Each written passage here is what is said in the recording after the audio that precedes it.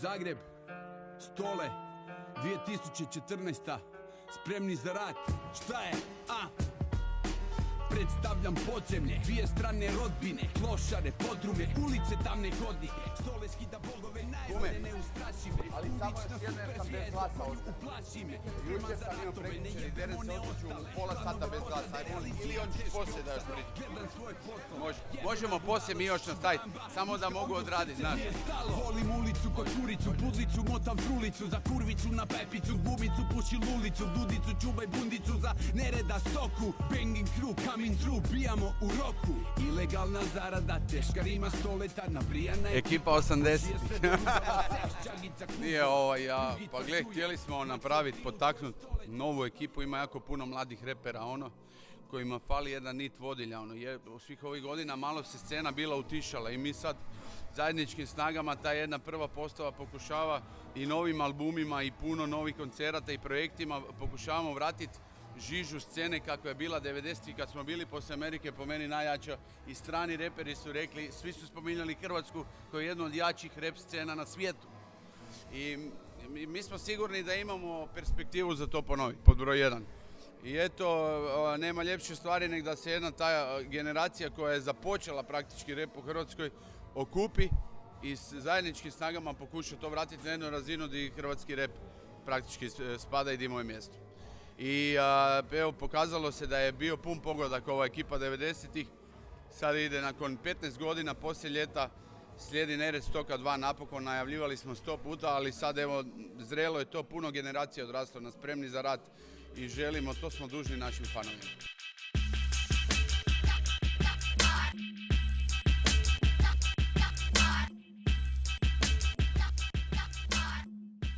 Gledaj, prije svega radimo, Fili je rekao, evo prvi put da mi je gušt s tobom raditi. Imao sam neke probleme, svi imamo, ja sam puno padao, a padovi mi koriste za ponovo se uzdignut, borac sam, svaki ima životne neke bitke, prošao sam loše stvari neke, ali to je hvala dragom Bogu, kažem, iza mene. Bavim se onim što volim najviše i za što živim od kad sam klinac i dobio sam priliku svojih prijatelja koju sam možda prije mnogo puta pronevjerio i zato sam neizmjerno zahvalan na novoj ovoj prilici od strane svih njih. I nadam se da ću ovaj put opravdat ono što volim i što su mi ukazali povjerenje da mi još jednom vjeruju i da mogu s njima raditi. I zato se jako veselim da smo opet skupa i mislim da je ovo po svemu moja godina jer smo skupa krenuli u sve te nove projekte i došao sam na ono čemu težim mnogo godina, u principu sam sebi nisam dozvolio radi nekih gluposti svojih da radim i djelujem i živim ono što najbolje znam i umijem. Znači, novi album ide sad za 2 mjeseca za Aquarius Records pod nazivom ZG Gangsta. Biće, kako se zove, 15 pjesama. 6 sam ih već objavio unaprijed, čisto da vidim kako ljudi dišu i pokazalo se ko Sportiva 2, ekipa 90-ih. Ja za igru imam dara, za jedan, tak je krenula priča, za jedan lanac igraona na sreću, to jest Automat klubova u Zagrebu. Oni su moji sponzori koji me prate i stvarno pokazale se pun pogodak sve te nove pjesme, Stara škola, Kreka. Ljudi su oduševljeni i veseli me da su prepoznali, malo su zreli tekstovi. Ostali smo jedini, usudio bi se reći, Vu i ja koji radimo onaj izvorni američki gangsta rap 90-ih. 90-ih, ona prva stara škola repa pravog. Sve otišlo u neke smjerove, ja sam ostao vjeran old schoolu. To me ispunjava i ne želim ni eksperimentirati, kažu zašto ne ideš u komercijal. Ima jako puno komercijale, raznih pravaca, novih klinaca koji furaju, možda su i gledaniji i slušaniji. Ali ja sam ostao vjeran gangsta repu, grad, kvart, ulica, imam svoju publiku, imam svoje ljude i mislim da je došla jedna nova generacija koja se hvata opet baš tog kvarta, grada, odrastanja uz ulicu, uz tu priču. Ja sam nešto prošao, pričam o stvarima koje sam prošao, a ne gledao na televiziji. Klinci se prepoznaju u meni i volio bi ovom prilikom, kažem, dragi Bog mi je dao priliku da pokušam šačicu klinaca usmjeriti na pravi put. da im ukažem na štetnost nekih stvari i da ih pokušam usmjeriti uz glazbu, izražavanje i djelovanje, kreativno djelovanje, pisanja tekstova i rađenja ove muzike na ispravan put. Obitelj, Bog, trening, ljubav. Ništa drugo. Pa Nered Stoka 2 započeli smo sa Onyxima. Evo baš smo danas ja i Filip pričali, Filip i ja o jednom jakom gostovanju možda za moj album. Volio bi da uspije, ali neću ga najavljivati, da se ne izjalovi, ali mislim sve je zdrava priča i mislim da u ovom trenutku i sponzori i ljudi i kapital prepoznaje naš rad i da mislim da ćemo iskopati varijantu da to realiziramo. Biće gostovanja naših domaćih repera, bit će ovo Vu i Bizo, bit će Nered na jednoj stvari i Sabica. Mislim da će biti Josipa Lisac. Napravio sam sad jednu navijačku, pošto ide nogometno prvenstvo sa Klapa Kampanel i Klapa Nostalgija. Dolazim iz kraja, o Hrvatskoj pjesma i to je to, ne znam, neće više baš biti ono. Original gangsta motherfucker. Misliš strani ili općenito? Pa gledaj, idoli, znaš šta, kroz određeni period su se idoli mijenjali. Načini priče i gledanja, shvaćanja i poimanja mojeg repa krenulo je naravno, moja rep priča je krenula, ne bi vjerovao, sa Targetom što se tiče hrvatskog repa. Prvi put sam čuo na hrvatskom klubu Radija 1, oni su organizirali u Neboderu na trgu priču i ja sam bio doma, nisam mogao nažalost na taj freestyle open mic ići, na tjecanje u freestylu je bilo, ne znam koje godine, Fili? 91. Peta. I ja sam čuo Targeta i ja sam znao, nisam 3 dana mogao ići u školu kako me oduševio hrvatski rep i ja sam znao da ću biti reper. I onda sam počeo repat. Od stranih imao sam razne, Public Enemy Give It Up je bila prelomnica. Na Targetov rep Public Enemy Give It Up tu je moj prijelom. I uvijek tu stvar, to je jedan od mojih himna. Ali definitivno ja sam tip koji volim Nina, volim Činu Excela, Big Pana, to su i Fat Joe, to su moji ljudi. Basta me oduševio, ali Basta masakrira mikrofon. Ali ja opet držim se ove sve što sam nabrojao, i Činu Excel, i Big Pan, i ovo, oni su klasa koju ja furam i to su i po instrumentalima i po svema. Eminem prvi albumi je bio masterpiece. S vremenom se promijenio i više mi nije toliko drag koliko mi je bio drag u početku jer je bio vanserijski brutalan MC. Ja MC-e, repere dijelim na repere koji su brutalni i na one koji mogu odglumiti svoj tekst. Malo je glumaca za odglumiti rap komad. A Eminem je spada u tu kategoriju. Još uvijek spada, ali radi drugčiji način, više nije na beat 90-ih kad je počelo. Ali ima puno jakih aktera. Nisam ih sve nabrojao, ali ovo su neki koje stvarno respektiram i volim. Ja ću uvijek furat pištolje, kriminal, gangsta, droga, ulica, ovo ono, neke stvari koje nas okružuju.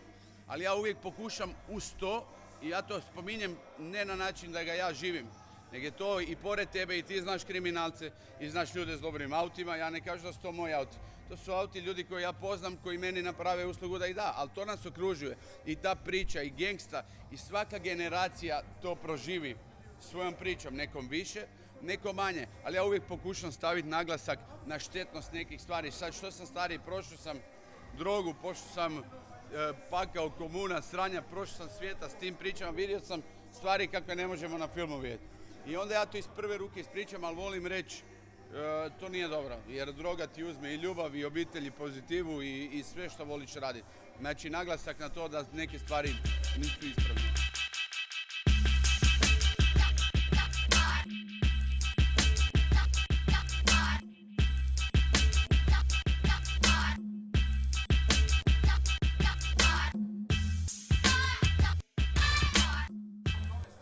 Ne to, meni je, ja kad se drogiram, recimo, ja ne djelujem, niti ne pišem, niti ne repam, ja sad svoj kreativni rad i ljubav prema glazbi zaustavljam.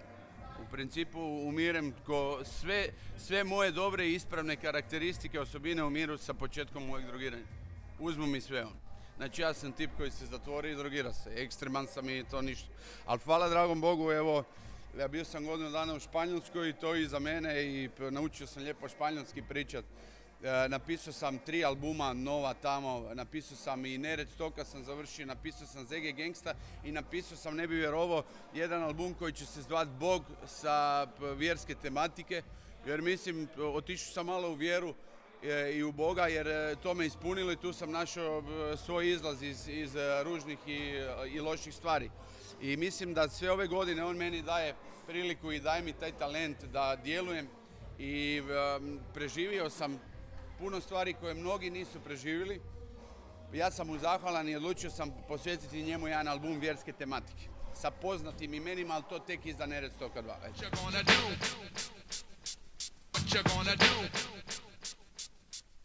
Evo, stavio bi naglasak na jednu stvar. Započinjem na svojoj fan stranici priču koja se zove 100 ZG Flow. Znači imam 10.000 ljudi na jednoj, 5 na drugoj. Svakim danom je po 500, 600, 700 do 1000 novih članova, stvarno raste ta brojka.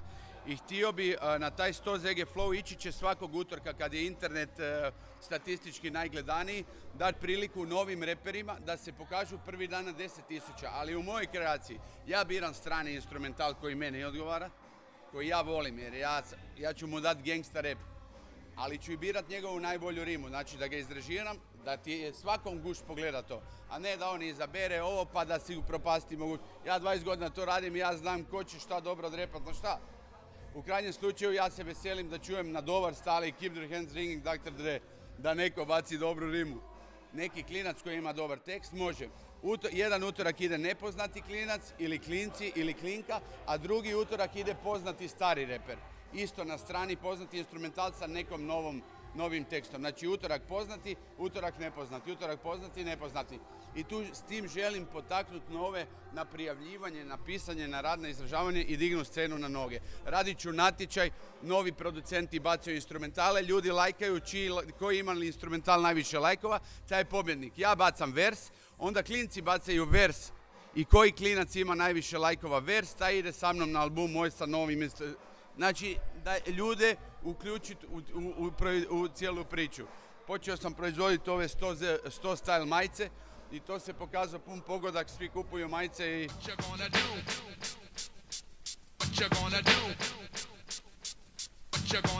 Znači, Nered ima jednu vrhunsku firmu, otišao je malo u drugom smjeru svih ovih godina u marketing.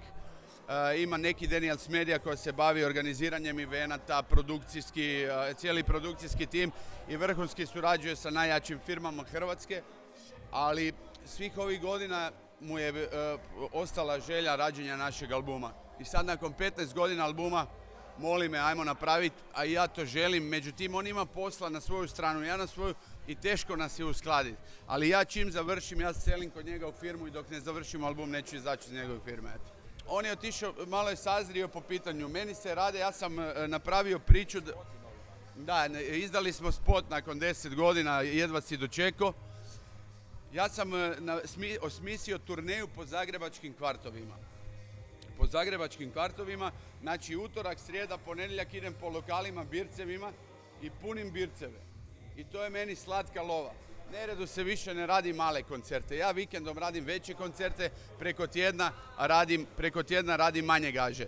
A neki hoće velike dvorane i ovo ono. I mi jesmo sposobni to odraditi kad napravimo album. Ali ja ću uvijek raditi za ljude gangsta priču na jednoj nižoj razini.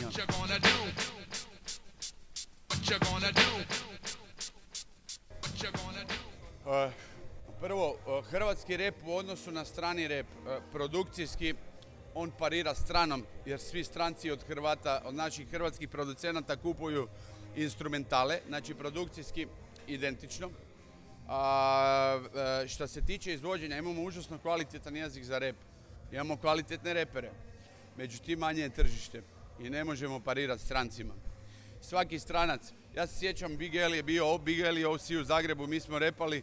Big L je meni došao ko klincu i rekao na 100 jedinici, ja te ne razumijem, ali čujem da masakriraš mikrofon. Isto mi se ponovilo i sa dečkima iz Onyxa, kaže masakriraš.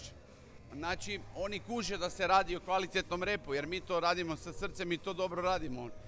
Ali mislim da ne možemo parirati. Njemački rep je tu puno više ljudi veća industrija, puno više sponzora, bogatija zemlja i koji put mi je žao da nismo odrasli, da se nismo rodili u jednoj Americi jer sam siguran da bi bili, evo te di bi bili, rame uz rame svima .